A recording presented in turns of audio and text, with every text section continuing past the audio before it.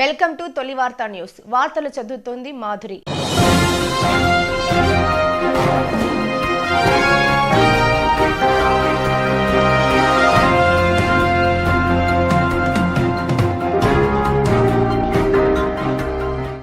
ఒక సర్పంచ్గా ఉప సర్పంచ్గా అవకాశం వచ్చింది. నాకు 2 సార్లు ఎమ్మెల్యేగా అవకాశం వచ్చింది. దీనికి ముందున్న నాయకులకు అవకాశాలు వచ్చినాయి. మనం ఉన్న టర్మ్లో మనం ఎంత గొప్పగా చేయగలిగినాం, చేసినాం కూడా ప్రజలకి. ఇలా పనిపరంగా ఎవరు కూడా మనను మన పార్టీని విమర్శించే పరిస్థితి, మన నాయకులను విమర్శించే పరిస్థితి ఏ గ్రామంలో కూడా లేదు. అని వీళ్ళు ఉన్నప్పుడు చేసిర్రు. ఇలా ఇంతకుముందు అన్నట్లు ఎవరు వచ్చినా కూడా ఆఫీస్ ఓపెన్ ఉంటుండే, సీఎం రిలీఫ్ ఫండ్, ఎల్ఓసీలు, ఈ పార్టీ ఆ పార్టీ కాదు, ఎవరు వచ్చినా మనం సాయం చేసుకుంటూ పోతుంటాం. అందుకే మనను విమర్శించే పరిస్థితి ప్రజల్లో లేదు. కానీ వాళ్ళు అదీక్షపెట్టి కక్ష సాధింపులు చేయాలి, కొట్లాటలకు రేకెత్తించాలి, ఉన్న పనులు ఆపాలి, ఇవన్నీ కూడా చేసే ప్రయత్నం చేస్తున్నారు. అందుకే మీరు గట్టిగా ఉండండి.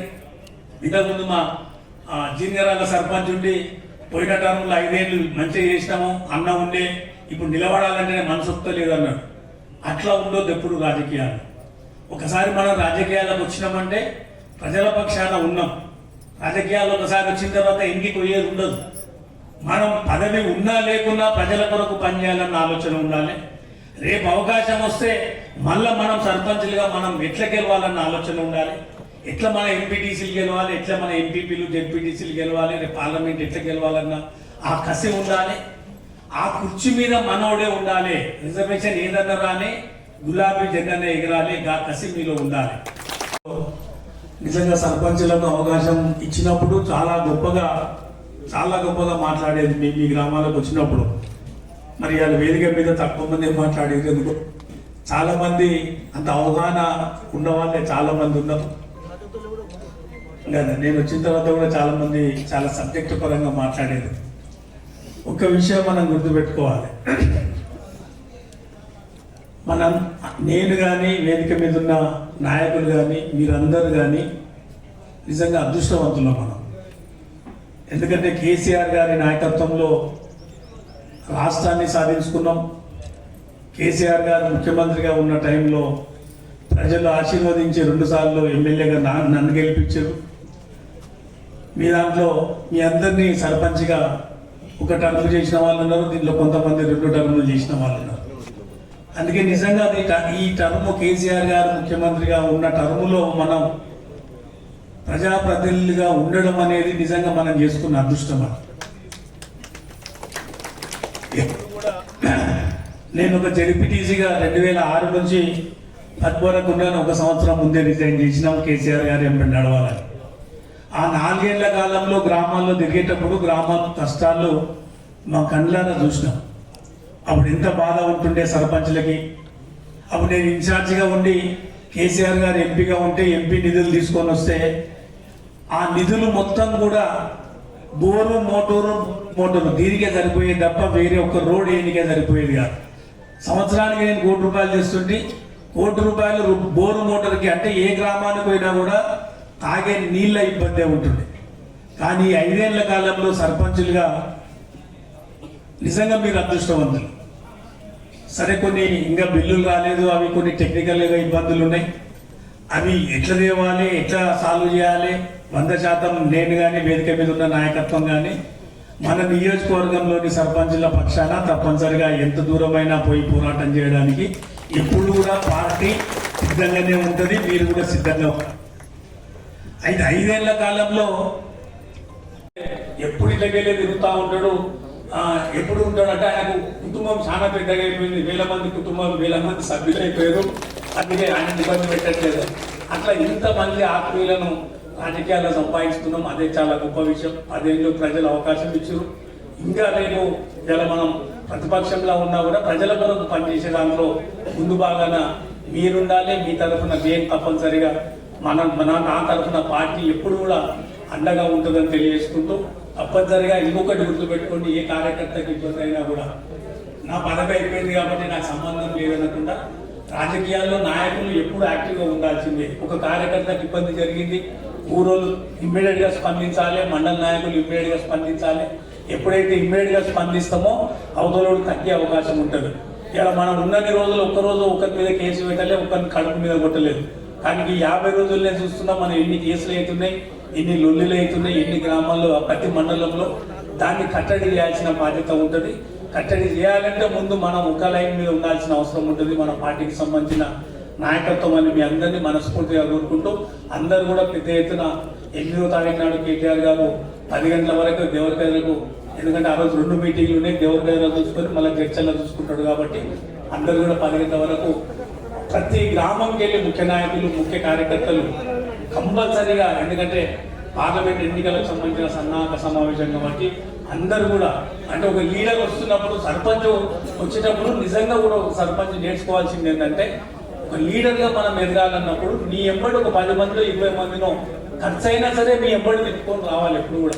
ఇవాళ నేను ఒక ఎమ్మెల్యేగా నేను కదా పోతున్నట్టు అందరూ ఉండాలని నేను ఎందుకు కోరుకుంటా, మండలికి మొత్తం ఉండాలని కోరుకుంటా. ఏ కాన్ఫరెన్స్కి వచ్చినప్పుడు కాన్ఫరెన్స్లో ఉన్న ముఖ్యులందరూ ఉండాలని నేను ఎందుకు కోరుకుంటా అంటే అందరూ ఉంటేనే పండుగ లాక్కుంటారు అది. అట్లా మీరు సర్పంచ్ కూడా దగ్గరికి పోతున్నప్పుడు మీ ఊళ్ళో ఉన్న ముఖ్య నాయకులు ఎవరు, ముఖ్య కార్యకర్తలు ఎవరు, ఎక్కడో అక్కడ మీరు వాళ్ళని యాక్టివ్గా మీరు ఎంబడి తీసుకొని పోతే అంటే పార్టీ లైన్లో వాళ్ళు ఇంకా యాక్టివ్గా పనిచేసే అవకాశం ఉంటుంది. కాబట్టి ఆ విధంగా పనిచేయాల్సిందిగా కోరుకుంటూ మరొకసారి మీ అందరికీ 5 సంవత్సరాలు బ్రహ్మాండంగా పనిచేసారు. రాబోయే ఎలక్షన్లు ఎప్పుడైనా కానీ మీ అందరికీ మళ్ళీ విజయం సాధించాలి, మీరందరూ కూడా విజయం సాధించాలని మనస్ఫూర్తిగా నేను మీ అందరినీ ఆ దేవుడిని కూడా కోరుకుంటూ జై తెలంగాణ. మీరు చేసిన పనులు రేపు ఇంకో 10 ఏళ్ళకు కూడా 10 కాదు, ఇంకా 20 ఏళ్ళకు కూడా పోటీ చేయలేరు. అన్ని గొప్ప పనులు మనం గ్రామాల్లో చేయగలిగినాం. ఇలా తెలంగాణలో ఉన్న గ్రామాలు దేశంలోనే ఏ గ్రామాలు కూడా లేవు ఇంత గొప్పగా. నేను చాలా గ్రామాల్లో ఎలక్షన్ టైంలో కానీ అంతకుముందు తిరిగేటప్పుడు చెప్తున్నాను. ఒక 6 నెలల క్రితం నేను కావాలని కర్ణాటక, మహారాష్ట్ర 2 రాష్ట్రాల్లో 3 రోజులు ఆ గ్రామాలు ఎట్లా ఉన్నాయని తిరిగి వచ్చినాను నేను. మన గ్రామాలు 30 ఏళ్ల క్రితం ఎట్లా ఉండేనో ఇవాళ అట్లా ఉన్నాయి వాళ్ళ గ్రామాలు. కానీ ఇలా మన గ్రామాలు ఎంత గొప్పగా నీట్గా ట్రాక్టరు, ట్యాంకరు, నర్సరీ కానీ, షెడ్డు కానీ, అంటే బ్రహ్మాండంగా ఎంత సిస్టమేటిక్గా శ్మశాన వాటికలు కానీ, అంటే ఒక విజన్ ఉన్న ముఖ్యమంత్రి కేసీఆర్ గారు అప్పుడు ఉండే కాబట్టి మనం చేసుకోగలిగినాం. విజన్ ఉన్న నాయకులు ఉంటేనే ఇంత గొప్పగా రాష్ట్రం కానీ, రాష్ట్రంలో ఉన్న కాన్స్టిట్యున్సీలు కానీ, గ్రామాలన్నీ డెవలప్ అయితే. నిజంగా 10 ఏళ్ల కాలంలో ముఖ్యమంత్రి గారి ఆశీర్వాదం కావచ్చు, మీ అందరి ఆశీర్వాదం, మంత్రుల సహకారం, మన బ్రహ్మాండంగా నియోజకవర్గంలో ఏ పని కావాలంటే ఆ పని చేసుకోగలిగినాం. ఇవాళ వాళ్ళకి నిజంగా లెక్క చూస్తే వాళ్ళు మిగిలిపోయిన పనులు ఏమీ లేవు. ఇవాళ మన ఒక్క నియోజకవర్గానికి దాదాపు నేను 75 గ్రామ పంచాయతీ బిల్డింగ్ తెచ్చిన, ఒక్కొక్కటి 20 లక్షలతోటి. దాదాపు 29 సబ్ సెంటర్లు మొన్ననే రీసెంట్గా తీసుకొని వచ్చినాం. అన్ని గ్రామాలకు బీటీ రోడ్లు వేసుకున్నాం, చెక్ డ్యాములు కట్టుకున్నాం, రిజర్వాయర్ తెచ్చుకున్నాం. నిజంగా పెద్ద పనులు అనేది వాళ్ళకి ఏమి మిగిలిపోలే. వాళ్ళకి ఏం మిగిలిపోయినాయి అంటే లాస్ట్కి ఇలా మనం చేసిన పనులు దాంట్లో టెంకాయలు కొట్టడానికి వాళ్ళకి అవకాశం వచ్చినట్లు వచ్చింది గంతే అలా. ఇవాళ అందుకే కొన్ని గ్రామాల్లో నేను చూస్తా ఉన్నా, మన సర్పంచులు ఉన్నారు కాబట్టి గ్రామ పంచాయతీ బిల్డింగ్లు ఓపెన్ చేద్దామంటే లేదు మేము 30 తారీఖు తర్వాత ఓపెన్ చేస్తాం అంటే మన సర్పంచ్ లేకుండా టెంకాయ కొట్టాలని. నిజంగానే నీకు ప్రజలు అవకాశం ఇచ్చినప్పుడు ఇంకా రేపు పోయిన ఎమ్మెల్యే కంటే నేను గొప్పగా ఎంత చేయాలన్న ఆలోచన ఇప్పుడున్న ఎమ్మెల్యేకి ఉండాలి, ఇప్పుడున్న ప్రభుత్వానికి ఉండాలి. ఇలా మనకంటే గొప్పగా ఇంకా ఏమేమి పనులు మిగిలిపోయినాయి అది ఇచ్చిపెట్టి నేను గౌడదేవపల్లి కాడ చాలా ఏళ్ల నుంచి వాళ్ళకున్న కోరిక బ్రిడ్జ్, ఆడొక చెక్ డ్యామ్ అవి కడితే ఆ చెక్ డ్యామ్ బ్రిడ్జ్ దగ్గరికి పోయి ఆ శిలాపలకం పలగొట్టింది. దేవరగడ్డలో మన క్యాంప్ ఆఫీసులో మన శిలాపలకం తీసేసారు. నేను లాస్ట్ టైం మీటింగ్లో కూడా చెప్పిన, ఈ 10 ఏళ్ల కాలంలో మేము అట్లా చేయాలంటే ఎన్ని శిలాపలకాలు తీయాలి మనం. ఇలా మీరు సర్పంచులుగా ఉన్నారు, మీరు సర్పంచులుగా 5 ఏళ్ల కాలంలో ఎన్నో శిలాపలకాలు ఉంటాయి. కొత్తగా వచ్చిన వాళ్ళు ఏం చేయాలన్న ఆలోచన చేయాలి తప్ప ఇలా 10 ఏళ్ల కాలంలో ఒక్క శిలాపలకమన్నా మనం బలగొట్టామా, మీరు బలగొట్టినా, నేను చెప్పినా.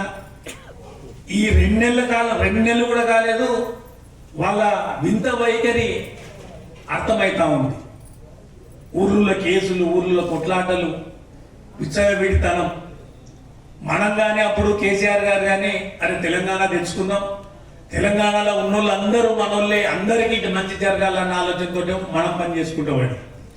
ఇప్పుడు వాళ్ళ నేచర్ ఏంది, వాళ్ళ పనితీరు ఏంది మనకు అర్థమవుతా ఉంది. నేను అందుకే మొన్న కూడా ఒక ప్రెస్ మీట్లో పెట్టి చెప్పినాం, మేము తెచ్చిన పనులు ఏవైతే ఇంకా కొన్ని చెక్ డ్యాములు ఉన్నాయి, కొన్ని రోడ్లు ఉన్నాయి.